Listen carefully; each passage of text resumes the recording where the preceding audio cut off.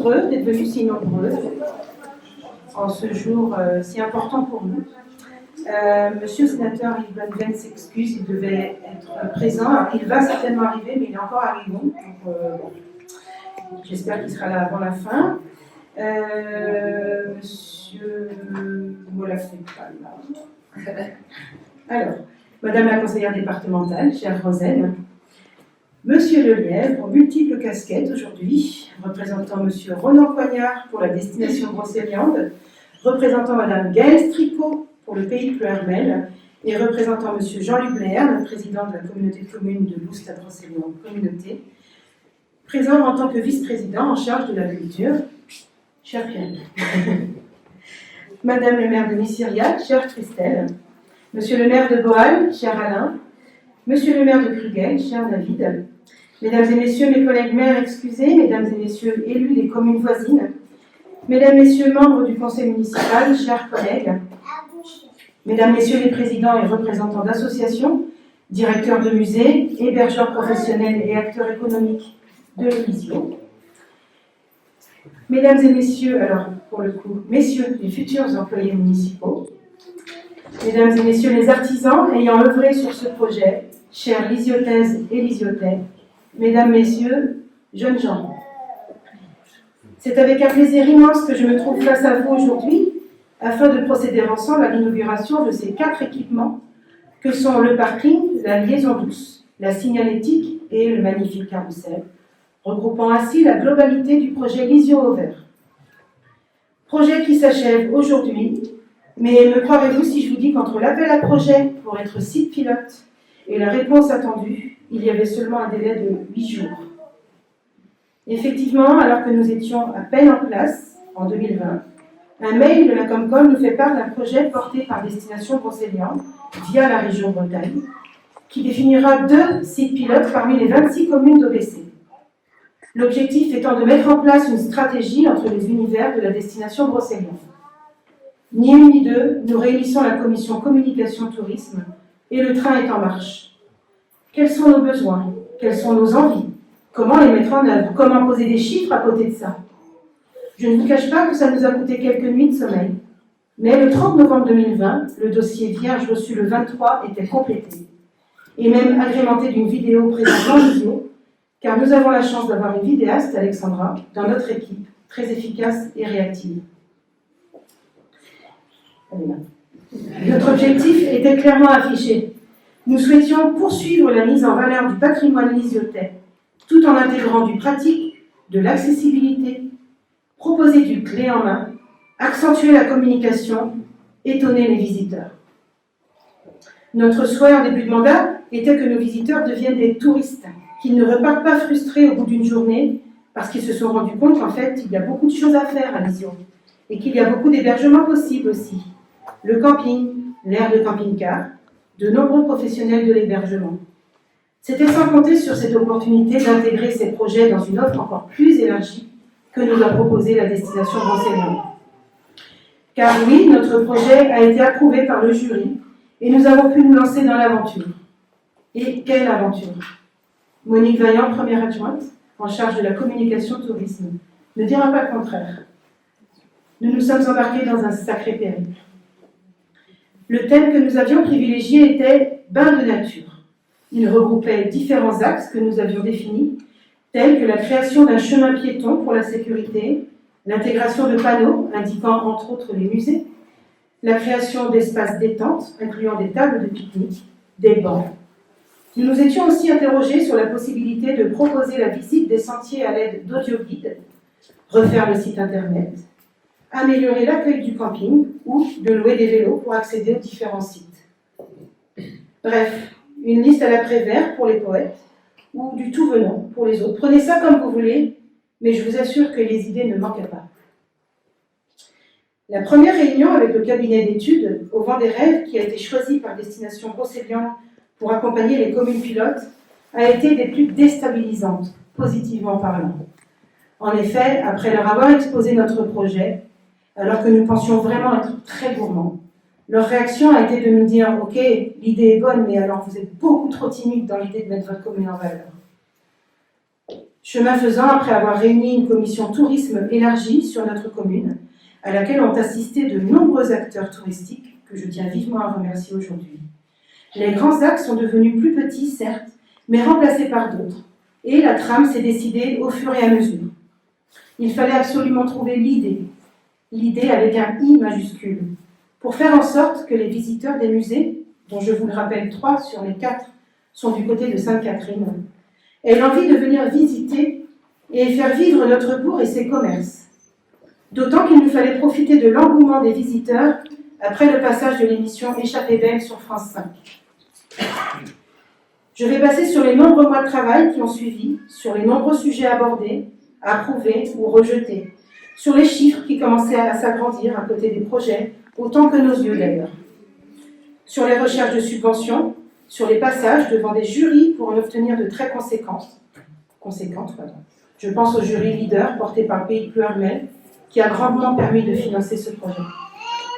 Puis arrive la période du lancement des marchés pour ces 4 axes validés, donc le parking, la signalétique, le sentier de liaison douce et le carrousel. Grand moment, ça aussi, pour une petite commune.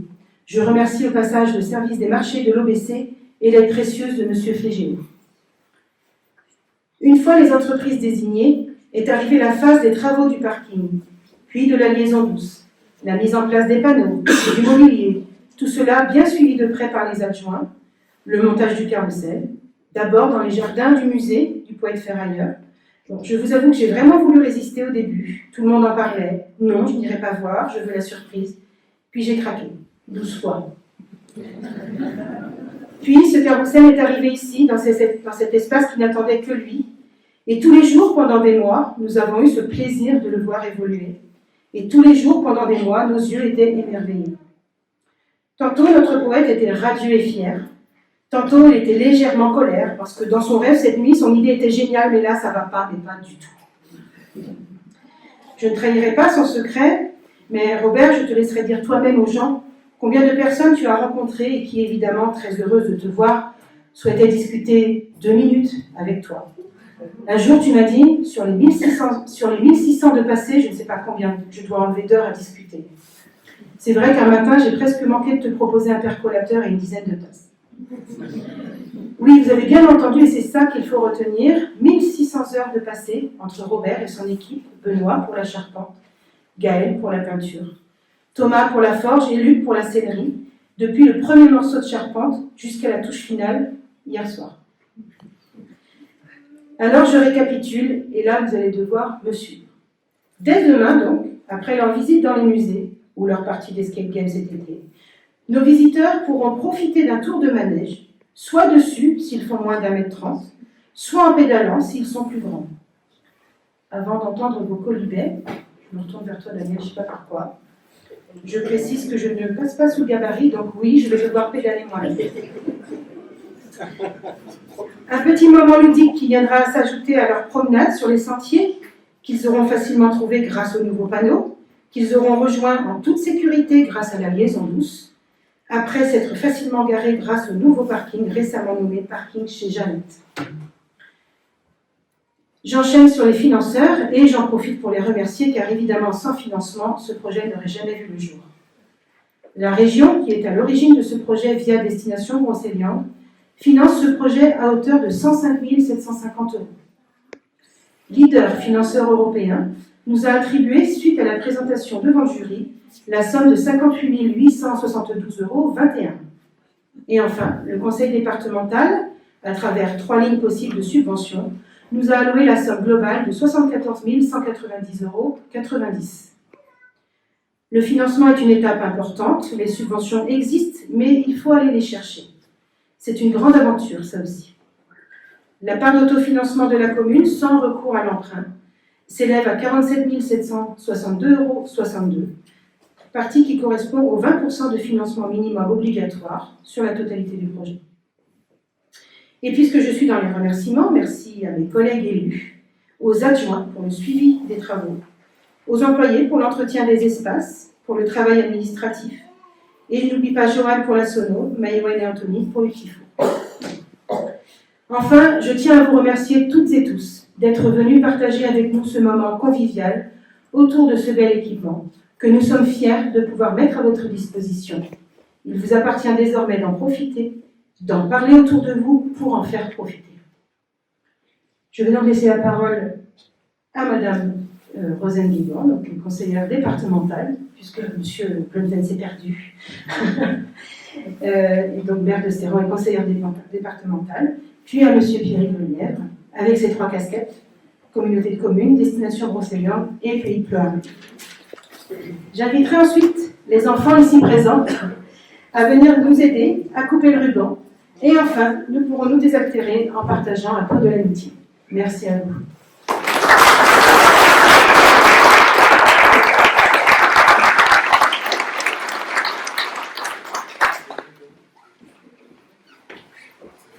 Alors, bonjour à toutes et à tous. Je ne vais pas reprendre tous les grades et qualités puisque Madame le maire, chère Gwen, s'en est chargée. Elle l'a d'ailleurs très bien fait. Je suis ravie d'être présente parmi vous aujourd'hui pour cette inauguration d'un fabuleux projet et je remercie vivement Madame le maire, chère Gwen, et également les élus lisiautais pour cette invitation. En tant que conseillère départementale, représentant David appartient, donc le président du département du Morbihan qui m'a chargée de vous transmettre ses sincères salutations. Je suis ici pour vous assurer, Madame le maire, que le département est aux côtés de la commune pour soutenir ses projets. Votre exceptionnel village de Lisieux, au cœur du Morbihan, est une destination morbihanaise familiale et insolite. Ses sentiers botaniques et ses chemins de randonnée promettent de belles balades à travers les bois et la campagne bretonne. Avec ses formidables musées que sont le Poète Ferrailleur, un lieu étonnant où on retrouve son âme d'enfant, l'écomusée des vieux métiers qui nous rapproche dans un lieu chaleureux et authentique, et également le musée des carrières qui nous transporte dans un autre temps. Ou encore, de retour vers votre centre-bourg, riche d'un patrimoine remarquable, se présente l'insectarium, véritable lieu de sensibilisation et d'éveil qui invite à pénétrer dans un monde féerique. Avec tous ces atouts, Lisieux ne pouvait qu'être retenu sur cet appel à projet et j'ai entendu, Madame le maire, combien la pugnacité des élus lisiautais était présente dans un délai contraint d'1 semaine et je tiens vraiment à vous dire bravo et vous féliciter d'avoir pu faire aboutir ce beau projet. Si chaque année en août, la commune de Lisieux attire de nombreux Morbihanais et touristes avec son festival des artisans d'art, Madame le maire, avec votre équipe, vous souhaitez développer tout au long de l'année la fréquentation de votre centre-bourg. Et chère Gwen, vous nous l'avez bien démontré tout à l'heure avec tous les objectifs que vous vous êtes fixés, en y installant donc ce magnifique carrousel et y faciliter la déambulation des promeneurs en optant pour la création d'une mobilité douce, une aire de stationnement et de nombreux aménagements. Je vous félicite pour cette initiative qui contribue au développement de l'attractivité touristique de votre commune et ainsi celle de notre département. Le département du Morbihan, dont la solidarité territoriale est au cœur de ses compétences, a accompagné financièrement votre projet dans sa globalité. Il y a donc eu 3 subventions, comme vous l'avez rappelé, au titre du PST et également des mobilités douces, qui s'élèvent à 74 190 €. 32 000 alloués au titre du programme de solidarité territoriale. C'est un programme qui s'adresse à toutes les communes et je ne vais pas rentrer dans le détail des critères d'attribution puisque ce serait un petit peu trop long et c'est pas le moment pour le faire. Pour le carrousel, il y a eu 20 732 € d'alloués. Pour l'aire de stationnement et les aménagements, 11 387 € et donc pour la liaison douce, qui est au titre d'un dispositif qu'on appelle mobilité douce, c'est 42 071 € qui m'ont été attribués. La solidarité territoriale est un marqueur fort de la politique menée par le département, qui s'engage dans les projets qui participent au dynamisme des communes et qui répondent aux besoins des Morbihanais et de sa population. C'est la raison pour laquelle je suis très heureuse d'être avec vous pour inaugurer tous ces aménagements qui, je l'espère, vont connaître une belle fréquentation et vous témoignez une fois de plus le soutien du conseil départemental du Morbihan. Donc je ne serai pas plus longue parce qu'il y aura certainement d'autres interventions qui vont venir. Juste vous dire pour conclure que La saison touristique, si elle n'a pas encore démarré, devrait démarrer d'ici peu. Et je souhaite à notre belle commune de Lisieux, qui est une véritable pépite touristique pour notre canton, et on sait combien il est important de promouvoir le canton dans nos territoires ruraux. Le Morbihan, ce n'est pas uniquement le bord de mer, c'est aussi toute notre ruralité où il y a de véritables pépites comme la commune de Lisieux. Et donc je souhaite qu'elle connaisse une excellente fréquentation avec son fantastique carrousel mêlant création, couleur et éveillant l'imagination. Je vous remercie. Merci.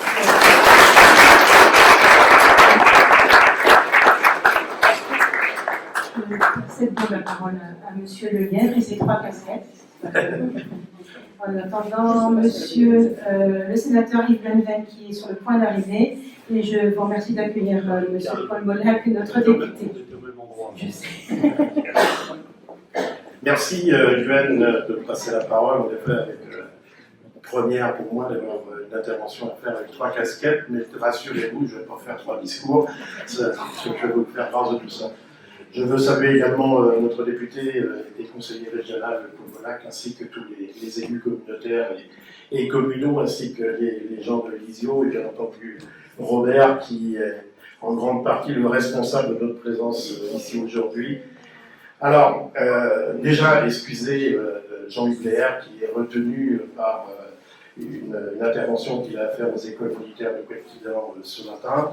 Gaëlle Stricot, qui est présidente du pays, est excusée parce qu'elle est à Sciences Po à Rennes, où elle fait une intervention devant Jean-Yves Le Drian, et Ronan Poignard, qui est le président de la destination Brocéliande, est retenu également à Rennes parce qu'il a une nouvelle casquette également, puisqu'il est président du Conseil culturel de Bretagne, et il est retenu sur Rennes pour ces raisons. Quand on entend déjà destination Brocéliande, le PETR, la communauté de communes, on se dit à quoi ça sert tout cela. Alors je vais essayer de vous expliquer un petit peu le rôle de chacun. Bon, la communauté de communes, vous le savez, est née le 1er janvier 2017, suite à une évolution de la loi NOTRe, et notre communauté de communes, eh bien, ça a été la fusion de 3 communautés de communes avec une particularité unique en France, parce qu'on a réuni la première communauté de communes de France et la dernière. Donc c'est assez original, mais c'est vraiment notre situation. Donc la communauté de communes, c'est obligatoire, et il y a un certain nombre de compétences qui sont exercées, qui vont de la voirie à l'enfant-jeunesse, donc on voit les grands extrêmes, et également, eh bien, c'est un levier pour les communes pour des représentations au-delà de cela. Si je regarde la destination brocéliande, et là je parle sous la tutelle de notre conseiller régional, parce que c'est une impulsion de la région d'avoir créé dans le domaine touristique 10 destinations sur l'ensemble de la Bretagne, sans tenir compte des secteurs géographiques, type département, etc. Donc en ce qui nous concerne, la destination brocéliande, c'est 5 communautés de communes, 2 du Morbihan et 3 d'Ille-et-Vilaine, ce qui représente 140 000 habitants. Avec une vocation, c'est de créer de l'attractivité sur ces territoires, de faire la promotion et de faire de la communication de façon à faire venir le maximum de Bretons sur nos territoires, mais pas que, également sur l'ensemble de la France et également les pays voisins. Donc, en ce qui nous concerne, comme je le disais, il y a une impulsion de la région et avec un accompagnement financier.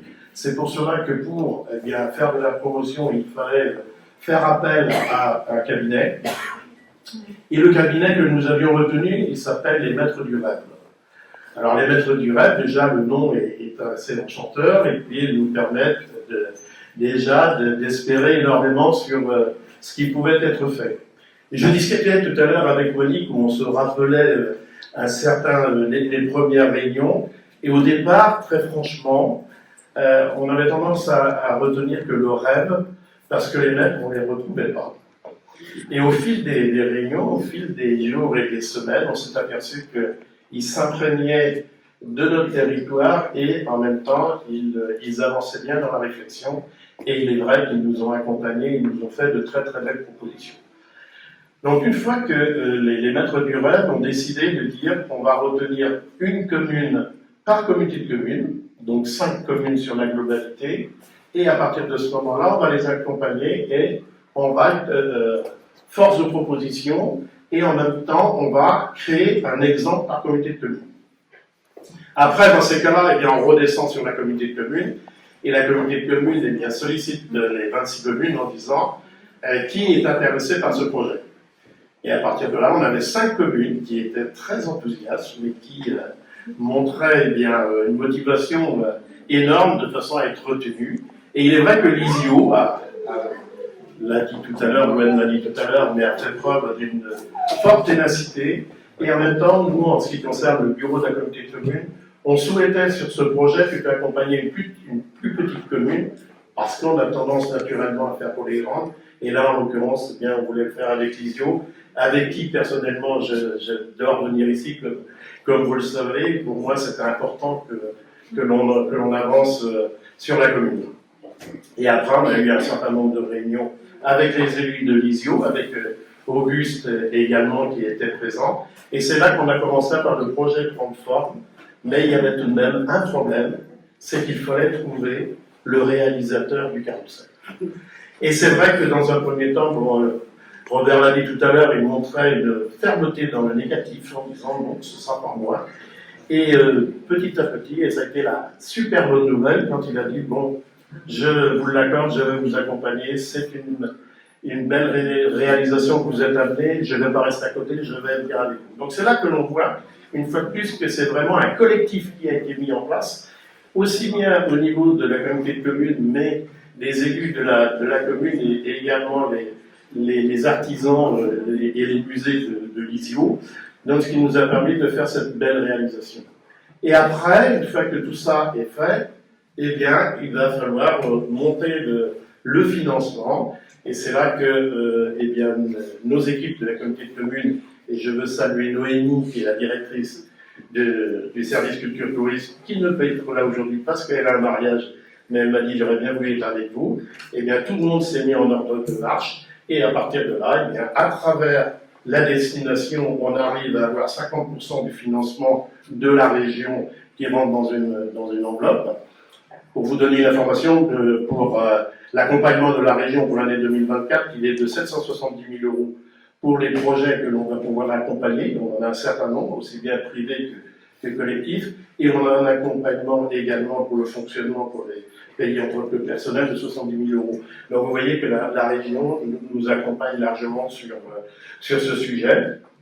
Donc déjà on partait avec une enveloppe de 50%, et ensuite eh bien, il y avait le pays, c'est là que l'on voit le rôle du pays, qui intervient globalement en règle générale pour le SCOT, mais également pour des programmes européens, et notamment le Fonds Leader.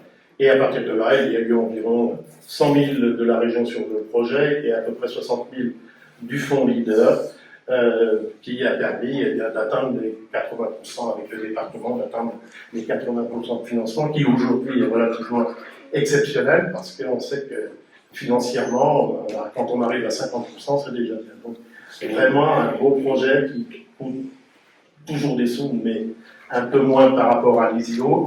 Et en même temps, eh bien, quand on voit la réalisation, et on a eu beaucoup de plaisir à le faire sans la pluie ce matin, le tour de toutes ces réalisations, on voit que c'est vraiment une belle réussite. Et en même temps, eh bien, les gens de l'ISIO vont pouvoir en profiter, mais pas que les Nord-Lyonnais, ainsi que tous les gens qui ont plaisir à venir ici. En tous les cas, un grand coup de chapeau, un grand merci à Robert, parce qu'on voit qu'il y a eu du temps, de la patience de mis, mais c'est une belle réussite, et bon vent au carrousel, et bon vent à l'ISIO. Merci de votre écoute.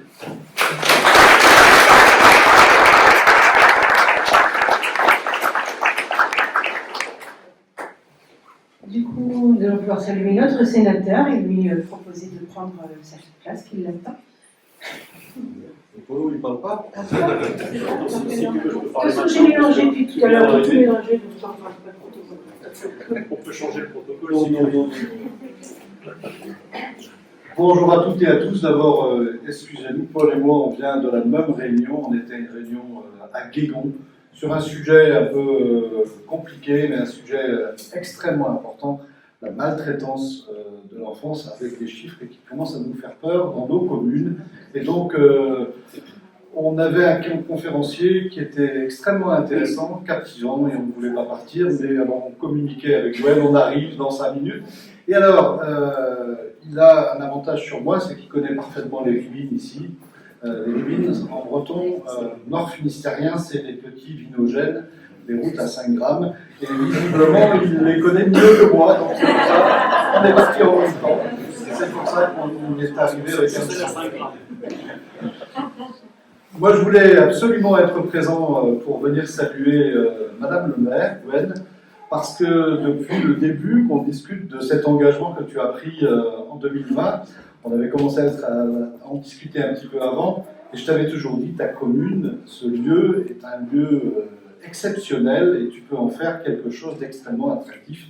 Et venir saluer le travail que vous faites collectivement, Pierrick l'a bien souligné, parce que c'est un travail à l'échelle du territoire. C'était une obligation pour moi de venir te féliciter pour ce qui a été fait, puisque je te suis aussi à travers les réseaux, entre l'ouverture de commerce ou la réouverture de commerce. D'ailleurs, j'ai régoûté la pâtisserie parce que tu m'as dit qu'il y avait une excellente... Ah non, c'est parfait. Comme tu sais que je suis un gourmand. Mais voilà, et j'aurais pas plus à dire que de saluer le travail que font toutes ces communes de l'intérieur. On est sur un territoire extrêmement attractif en matière de tourisme. On parle du département, on a une destination à l'échelle nationale qui doit être la 5e ou 6e destination française, que maintenant l'ensemble des territoires plutôt d'intérieur qui ont des atouts formidables. Pierrick, tu l'as dit, on a un territoire avec des richesses inestimables. Puis moi, ce que j'aime bien aussi, c'est le mix que vous faites entre culture, tourisme. C'est comme ça que c'est piloté dans votre interco, et c'est excellent comme démarche parce que c'est l'atout principal que vous mettez en valeur. En tout cas, pour tout ça, bravo. Et même si ça a été un peu écourté, on est fiers d'être avec toi aujourd'hui. Merci.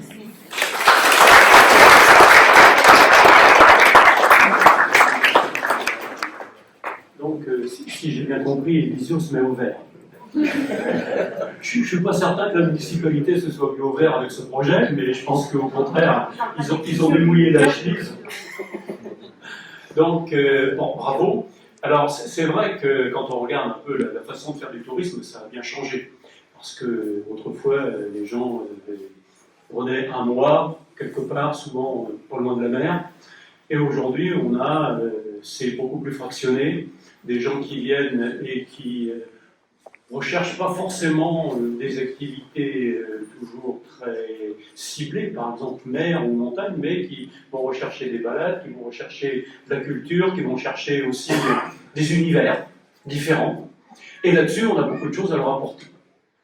Alors, tu as parlé de la communauté de communes, tu en as bien parlé, je ne vais pas le redire, mais c'est vrai que, bon, si on va quand même dire qu'on peut faire facilement un bon nombre de choses d'excellente qualité sur ce territoire. Et je crois que c'est reconnu parce que le tourisme, c'est quand même entre 8 et 10% du PIB de la région. Donc c'est pas rien non plus. Et puis, comme on a de plus en plus de touristes, on essaye de les étaler le plus possible aussi, pour que ça ne fasse pas des points. Alors, il y a évidemment des gros sites, bon, je pense à la Pointe du Raz, etc., où là, on essaye de réguler, de faire que ça passe plutôt à tel endroit qu'à tel autre, pour ne pas détruire le site. Mais là, on essaye aussi de les répartir le plus possible. C'était l'idée de la région, effectivement, avec ses destinations touristiques. Et pourquoi, par exemple, mettre du département d'Ille-et-Vilaine et du Morbihan ensemble? Parce que tout simplement, le massif de Pimpon, on ne peut pas le couper en deux. Hein. Mettre Trémanteuil d'un côté dans le Morbihan et Pimpon de l'autre côté en Ille-et-Vilaine, il y a quand même un lien entre les deux qui est assez évident. Et je dirais même un lien, si on lit avec Josselin, par exemple, un lien sur le médiéval, là, qui est très très clair. Donc, ces destinations étaient un peu conçues comme ça, pour pouvoir aussi quelque part, faire la promotion de la Bretagne intérieure. Et c'était l'idée qu'il y avait derrière. Alors, tu as très bien parlé de la région, je ne vais pas en parler plus, c'est bon comme ça. Sur l'ISIO, c'est pas nouveau hein, que l'ISIO a parié un peu sur le tourisme. Il y a eu une petite ville, elle était à un moment donné une petite ville de caractère, Bon, le label a un peu changé, ce qui fait que l'ISIO ne l'a plus, mais les maires, déjà depuis très très très longtemps, avaient compris que le patrimoine architectural assez exceptionnel qu'on a à l'ISIO devait servir, parce que bon, le patrimoine, ça coûte cher. Et donc, à un moment donné, s'il n'y a pas de rentrée d'argent, eh bien, c'est quelque chose qui pourrait être tout simplement à perte. Et la culture, si on se débrouille bien, c'est pas à perte. Ça peut effectivement mettre beaucoup d'argent dans les poches. Et puis je pense à certains qui développent leur univers, alors parce que bon, même Robert il est capable de faire son cinéma, donc c'est pour vous dire. Et c'est très bien d'avoir pris parce que c'est quelque chose qui donne en plus j'allais dire une couleur particulière à la commune. C'est-à-dire qu'on a à la fois le patrimoine ancien et puis on a aussi la culture, je dirais, d'aujourd'hui, avec cette naïveté que l'on retrouve dans l'œuvre de Robert et qui ravit les petits et les grands. Donc, alors je n'ai pas encore vu ce que vous avez fait, je vais être obligé de le faire après. Ah non, on va y aller après, très bien. Bon, bah, toutes mes félicitations, parce qu'effectivement, à un moment donné, il faut des petites mains et des chevilles ouvrières qui prennent les choses en main, et puis si on peut vous accompagner, eh bien, on en est fort content. Bravo à tous.